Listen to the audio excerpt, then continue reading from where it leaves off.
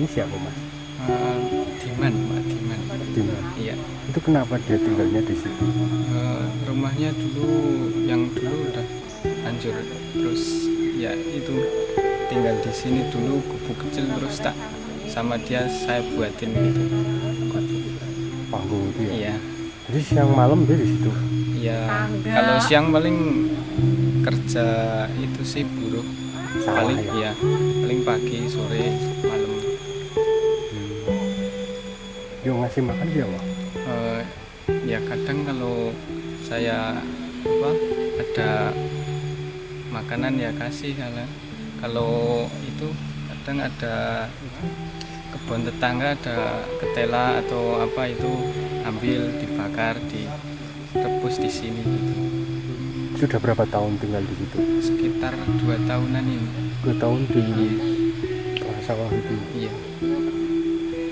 Udah ada bantuan mungkin dari dia? Paling bantuan makanan itu dari tetangga-tetangga yang di desa itu, kadang kan suka kasihan gitu dikasih makanan gitu. Kasihan ini ya Pak, gimana? Iya, kasihan, itu butuh bantuan banget. Itu dibangunkan rumah itu gotong royong warga bagaimana? Iya, dari warga-warga kan melihat kondisinya Pak Diman itu kan juga kasihan, masa tinggal sendirian di gubuk gitu kan. Inisiatif dari warga buat itu bantuin bikinin rumah itu sederhana. Yang penting deket sama tetangga, kalau ada bantuan, butuh bantuan kan dekat gitu. Kalau di sini Jauh ya? jauh dari rumah-rumah warga. Malam buat tidurnya di situ ya? Iya. Oke, pada kesempatan kali ini bersama saya Arya Ranti dari seputar Purworejo. Saya sudah berada di Kecamatan Bener, tepatnya di Desa Guntur dan di Dusun Kali Pancar. Nah, kali ini saya sudah bersama Bapak Abdullah. Pada kali ini, kesempatan kali ini mungkin berbeda dengan segmen biasanya.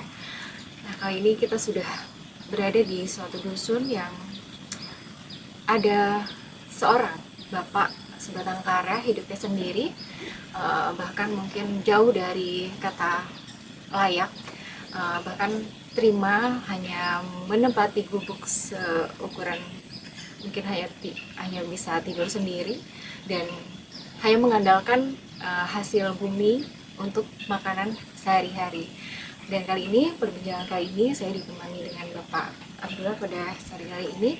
Mungkin saya berbincang-bincang. Selamat sore Bapak. Selamat sore. Iya, sehat ya Pak. Alhamdulillah. Mungkin kali ini kesempatan kali ini adalah kita jalan-jalannya bermakna. Ya, kali ini mungkin bisa jadi solusi untuk kita semuanya. Nah, khususnya di Indonesia ya Pak, angka kemiskinan menurut laporan terkini sebetulnya sudah mengalami penurunan dan di tingkat yang aman. Nah, pada era saat ini aman itu tidak bisa dikatakan nyaman karena masih banyak terdampak, apalagi setelah pandemi ini dan sebelumnya itu banyak sekali permasalahan kemiskinan, khususnya di Kabupaten Purworejo ini. Bapak sebagai Ketua Komisi 4 DPR di Kabupaten Purworejo, saya ingin Bapak juga mewakili warga pada warga setempat ini, bagaimana penanganan kemiskinan yang dilakukan Kabupaten Purworejo yang sudah dilaksanakan oleh Bapak. Baik, terima kasih Mbak. Jadi di Purworejo ini angka kemiskinannya sebetulnya masih cukup tinggi, Ya. bahkan lebih tinggi dari rata-rata angka kemiskinan nasional, di mana angka kemiskinan di Kabupaten Purworejo ini mencapai 11,5%. Kalau kemudian diangkakan bahwa penduduk Purworejo ini jumlahnya kan 716.477 sesuai data statistik tahun 2019. Lalu 11,5% itu akan ketemu orang sebanyak 82.395. Jadi masih cukup tinggi dibanding angka kemiskinan secara nasional. Memang orang sejumlah tersebut, orang miskin sejumlah 11,5% ini tersebar di 16 kecamatan di 495 desa dan kelurahan. Tapi sebagaimana harus diketahui, di Kecamatan Bener itu salah satunya yang terbanyak penduduk yang masuk kategori miskin. Dan di Desa Guntur ini merupakan salah satu desa yang terbesar di Kecamatan Bener. Angka kemiskinannya atau orang yang masuk kategori miskin ini paling tinggi. Nah, kalau berbicara soal program pemerintah, apa yang sudah dilakukan dalam upaya-upaya mengurangi angka kemiskinan, menaikkan taraf hidup menuju kesejahteraan, ya upaya-upaya itu ada, walaupun memang faktanya belum bisa menyentuh seluruh lapisan masyarakat. Sebagaimana kita saksikan bersama hari ini, kita berada di tempat Pak Ngadiman di Desa Kalipancer, Desa Guntur, Kecamatan Bener, yang gubuknya saja kita perlu waktu kurang lebih 20 menit jalan kaki melalui jalan tanah. Ini adalah realitas bahwa kemiskinan itu memang masih banyak di Kabupaten Purworejo. Dan lagi-lagi kalau kita mendengarkan Pak Ngadiman tadi bahwa selama ini yang bersangkutan belum pernah mendapatkan bantuan dalam bentuk apapun terkait dengan kondisi kemiskinannya, terkecuali adalah kemarin karena dampak COVID yang dia menerima Rp600.000. Ini menunjukkan betapa pemerintah dalam hal pendataan masyarakat miskin ini masih perlu kita evaluasi, perlu kita lihat kembali. Jadi apakah selama ini dalam hal pendataan itu sebatas kemudian melaporkan nama-nama, kemudian menjadi angka-angka, atau justru melihat secara langsung ke lapangan sebetulnya masyarakat yang miskin di masing-masing desa itu apa. Ini adalah evaluasi yang harus dilakukan oleh pemerintah, baik itu desa maupun juga oleh pemerintah kabupaten. Kalau kita melihat kondisi seperti ini, boleh dikatakan saya tidak akan mengatakan bahwa program pengentasan kemiskinan itu gagal, tetapi bahwa program pengentasan kemiskinan yang selama ini sudah berjalan, ini perlu dibuka kembali, perlu diulang kembali, perlu dilihat kembali apakah sudah benar atau masih ada hal-hal yang perlu dibenahi. Ya baik, Bapak ini kan angka-angka tadi yang Bapak sebutkan 11,5% atau apa, itu kan diperoleh dari RT RW setempat, mungkin Bayan kalau di sini ya. Dan Ya. kemudian apakah nantinya ada perubahan-perubahan keputusan atau kebijakan yang selama ini mungkin menyulitkan bagi yang menerima, misalnya kayak Bapak mungkin karena dia habis batang kara atau apa, itu upaya seperti apa sih Pak biar kita memaksimalkan, mengupayakan, terus Bapak dari Komisi 4 ini dapat mewakili rakyat gitu untuk secara tidak langsung melalui bantuan-bantuan. Saran saya bahwa pemerintah maupun pemerintah daerah dalam rangka mendapat informasi tentang data masyarakatnya, termasuk data masyarakat yang miskin, itu jangan hanya cukup kemudian menerima laporan, Ya. tetapi sesekali harus turun ke lapangan, melihat secara langsung sebetulnya kondisi di bawah itu seperti apa. Selama ini sudah cukup bagus, ada yang namanya program Bupati Sobotiso. Programnya cukup bagus, hanya implementasinya ini yang perlu kemudian ditata kembali supaya substansi dari Sobotiso itu masuk. Selama ini Bupati Sobotiso kan lebih pada kegiatan seremonial di balai desa atau di rumah kepala desa, kemudian membawa media massa yang banyak, menghadirkan orang yang banyak. Kesannya seolah-olah kan ini hanya menjadi alat pencitraan bahwa kami sudah turun ke lapangan. Tetapi kalau memang betul-betul ingin melihat kondisi masyarakatnya, sesekali kalau perlu turun sendiri, bahwa bahkan kalau perlu masyarakat tidak tahu kalau yang turun itu bupatinya, jadi dia akan ngerti kondisi di bawah itu seperti Jadi apa. mungkin kita kasih masukan bahwa ketika Subudeso itu akan diselenggarakan, otomatis dari timnya tersebut sudah punya gambaran bahwa nanti yang akan kita follow up yang ini. Oh berarti desa ini potensinya seperti itu, tapi kunjungannya tidak hanya seremonial ya Pak. Kalau bisa diangkat. Nah dari serangkaian acara yang diusung oleh Bapak Bupati kita, Soboteso lah. Upaya apa sih Pak yang harusnya dari mewakili untuk masyarakat miskin, terutama untuk bapak-bapak ini yang mungkin tidak bisa mengeluarkan suaranya, tapi melalui bayan, sedangkan kayak bayannya tersebut bahkan kepala desanya mungkin pada saat ini mungkin belum bisa mendampingi Bapak Hadiman, itu menurut Bapak seperti apa, Pak?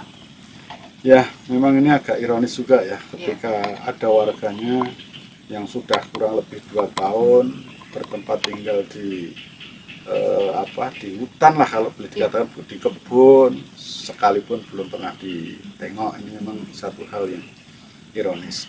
Nah, masyarakat seperti Pak Ngadiman ini, dia tidak akan mungkin mampu menyuarakan secara langsung tentang persoalan hidupnya, itu pasti, apalagi di hadapan orang banyak. Sedangkan di hadapan kita saja masih perlu proses kita untuk menggalinya. Maka yang saya sampaikan tadi, sesekali Sobot Desa itu tidak menggunakan acara-acara seremonial yang kemudian sudah didesain sedemikian rupa, tapi coba turun secara langsung seperti ini. Kalau perlu sembunyi-sembunyi sehingga masyarakat itu bisa bisa diajak dialog dengan enak. Tidak ada jarak ya, Pak? Ya, karena masyarakat nanti tidak tahu bahwa yang bersangkutan itu adalah bupati. Benar. Maka dia bisa ngomong dengan enak, dengan santai. Tapi kalau kemudian datangnya sudah dikawal oleh patwal, kemudian di sana sudah ditempatkan panggung yang besar dan lain sebagainya, masyarakat desa udah down duluan, udah takut duluan, mana berani ngomong sama Pak Bupati kan gitu. Kalau Presiden Jokowi itu kadang-kadang kalau di tengah jalan aja dia akan berhenti sewaktu-waktu dan dia akan mengunjungi masyarakatnya. Ya. Nah, itu kan salah satu caranya dia untuk bisa dekat dengan warga, apa yang diperlukan. Memang itu salah satu cara yang mungkin ekstrim ya, Pak. Mungkin tiba-tibanya tapi mungkin itu yang bisa mendekatkan. Nah, untuk permasalahan kemiskinan kan besar, angka di Projo masih tinggi nih, Pak. Betul. Nah, terus apa sih yang seharusnya atau semestinya dilakukan oleh pemerintah khususnya Kabupaten Purworejo, Pak? Ya, yang pertama mestinya pemerintah melihat secara langsung masyarakat yang masih masuk kategori miskin sejumlah 11,5% itu tingkat kemiskinannya seperti apa, yang mereka butuhkan adalah apa. Itu kemudian diinventarisasi sehingga nanti pemerintah bisa merumuskan program dan kegiatan apa mestinya yang akan dilakukan, kemudian apa yang akan diberikan kepada masyarakat tersebut sehingga tepat sasaran, tepat kebutuhan sesuai dengan yang diinginkan oleh masyarakat. Nah, pertanyaan berikutnya, apakah kita punya kemampuan anggaran untuk mengurangi angka kemiskinan? Sangat punya kemampuan. Ini soal policy saja, soal keinginan, soal kemauan pemerintah. Anggaran ini nanti kebijakannya akan dipergunakan untuk apa? Kan membeli patung-patung yang mahal aja sanggup, ya kan? Membuat taman-taman sanggup, kemudian membuat taman-taman yang bahasanya pakai bahasa kebarat-baratan, Heroes Park, yang di sana juga secara kemaslahatan masih dipertanyakan, itu aja bisa. Masa membantu masyarakat secara langsung nggak bisa? Ini secara masyarakat yang awam ya, Pak? Ya. Apakah anggaran itu boleh dikatakan setiap tahun itu anggaran untuk kemiskinan untuk Kabupaten Purworejo, boleh tahu angkanya berapa, Pak? Anggaran untuk kemiskinan ini memang kan tersebar di beberapa OPD atau di beberapa dinas ya, sesuai dengan bidangnya masing-masing. Tetapi akumulasi jumlahnya secara real memang kami belum mendapatkan data. Tetapi yang paling sederhana adalah seberapa besar perhatian pemerintah dalam upaya pengentasan kemiskinan. Itu salah satunya bisa dilihat seberapa besar anggaran yang diberikan kepada dinas sosial, karena mereka lah yang mengurusi persoalan-persoalan masyarakat, terutama masyarakat miskin. Nah, kalau kita melihat anggaran di dinas sosial itu kan sangat minim sekali, bahkan mungkin hanya di kisaran sekitar 2 miliar, tidak sebanding dengan anggaran-anggaran yang ada di OPD lain, bahkan OPD yang tidak mengurusi soal urusan wajib kebutuhan dasar. Di mana contohnya? Di Dinas Pariwisata. Dinas Pariwisata ini kan bukan dinas yang mengurusi urusan wajib dan urusan dasar. Anggarannya besar sekali. Tapi di Dinas Sosial itu kecil sekali. Dinas Sosial ini selama ini justru kegiatannya lebih banyak hanya menjalankan program-program pemerintah pusat seperti PKH, BPNT, dan lain sebagainya. Tapi program yang real murni dari pemerintah kabupaten, mohon maaf bisa kita buka itu dokumentasinya, relatif masih minim sekarang. Dengan dinas sosial berkaitan dengan di komisi Bapak, terus apakah sudah efektifkah untuk pelaksanaan PKH di Kabupaten Purworejo, Pak? Berbicara soal PKH ini memang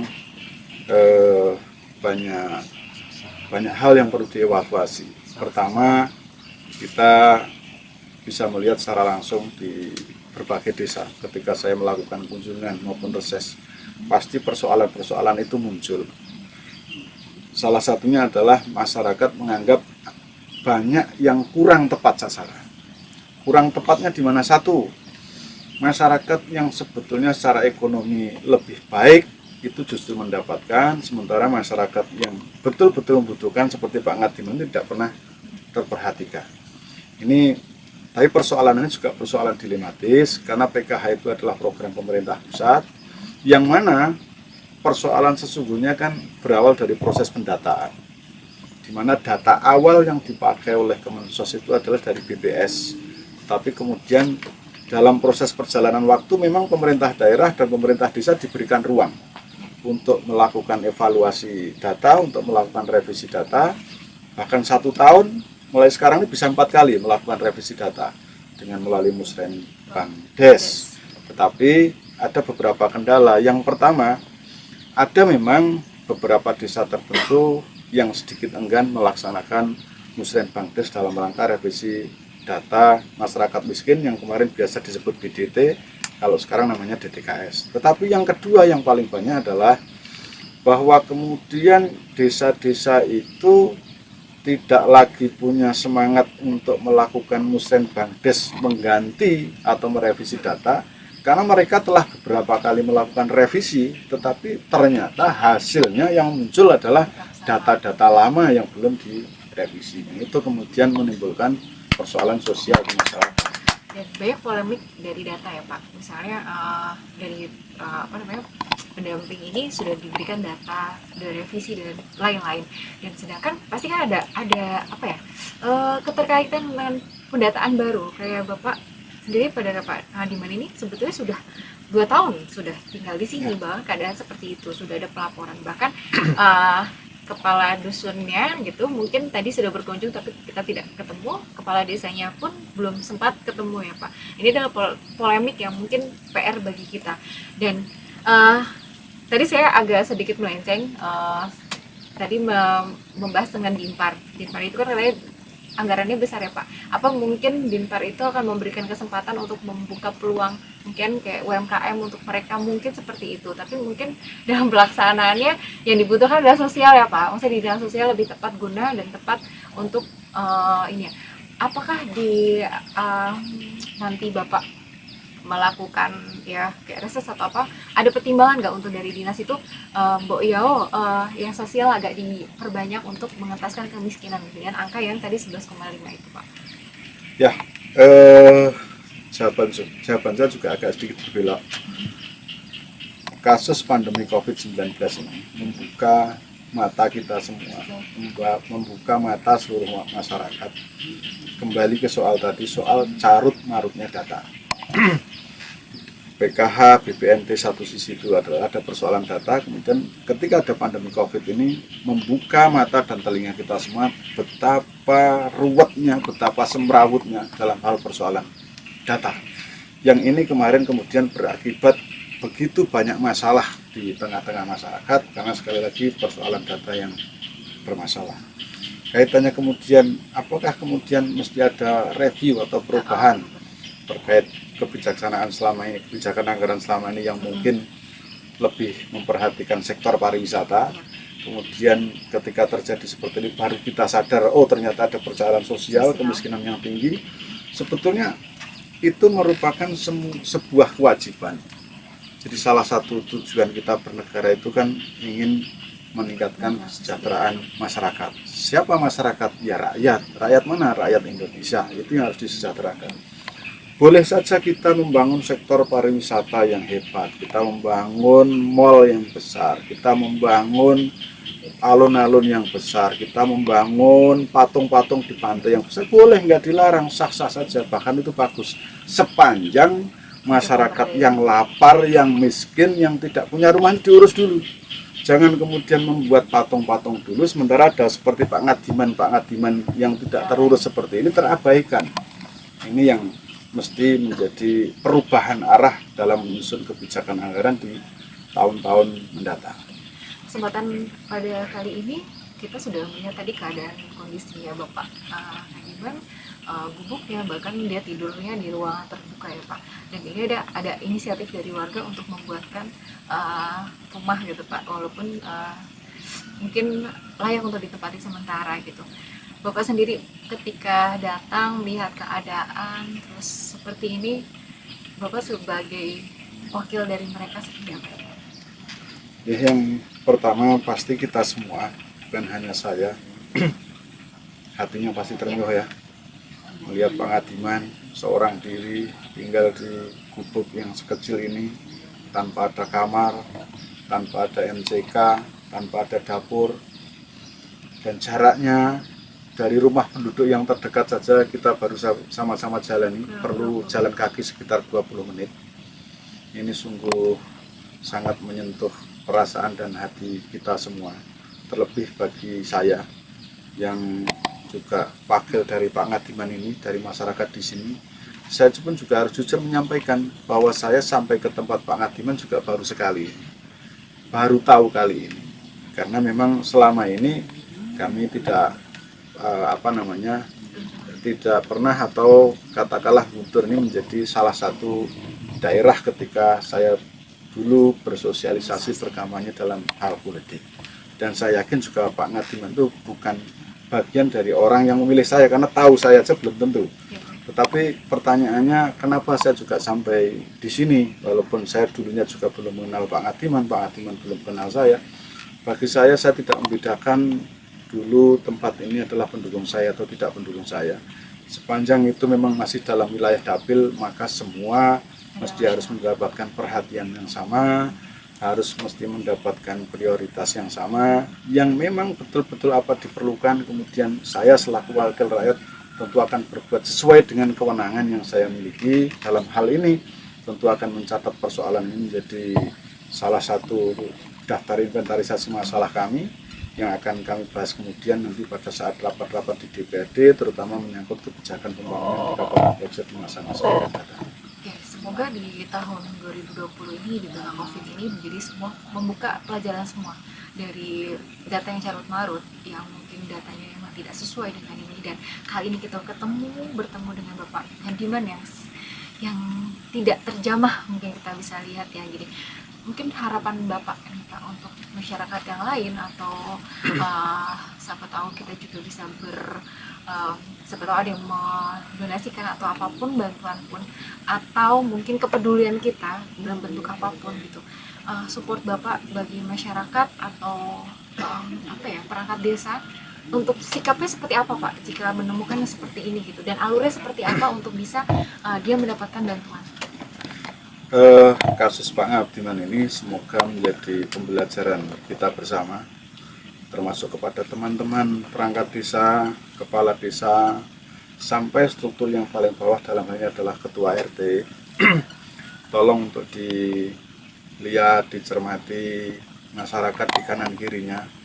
Kalau barangkali memang ada masyarakat di mana sekitar RT-nya ditemukan warga seperti Pak Ngadiman atau warga lain yang memang perlu mendapat perhatian, jangan sungkan-sungkan satu untuk dilakukan pendataan. Yang pertama kali tentu data tersebut disampaikan kepada kepala desa. Kemudian kita harapkan kepala desa nanti melaporkan ke jenjang yang lebih tinggi, ke dinas terkait, mungkin melalui kecamatan, agar jangan sampai ditemukan Pak Ngadiman baru yang sama sekali tidak tercatat di dalam database warga yang dalam kategori miskin. Mereka adalah orang-orang yang betul-betul membutuhkan bantuan, layak dibantu, tetapi sekali lagi kalau kemudian tidak tercatat, nanti bisa tercecer seperti Pak Ngadiman ini. Dan kita berharap sekali lagi tidak ada Pak Ngadiman baru di Kabupaten Projo pasca ini. Semoga nanti ini sekali lagi juga menjadi pelecut bagi teman-teman perangkat desa untuk kemudian mengetahui seluruh kehidupan warganya, sehingga ketika ada persoalan-persoalan seperti ini bisa cepat tercover. Untuk kesempatan kali ini saya terima kasih dengan Bapak Abdullah dan Bapak Ngadiman. Semoga pada kesempatan kali ini adalah membuka mata kita bahwa setiap warga perlu ditangani, apalagi sama tetangga atau warga kita juga saling peduli. Dari Benar, Kecamatan Benar, Kabupaten Purworejo, Arya Arianti, Sepeda Projo melaporkan.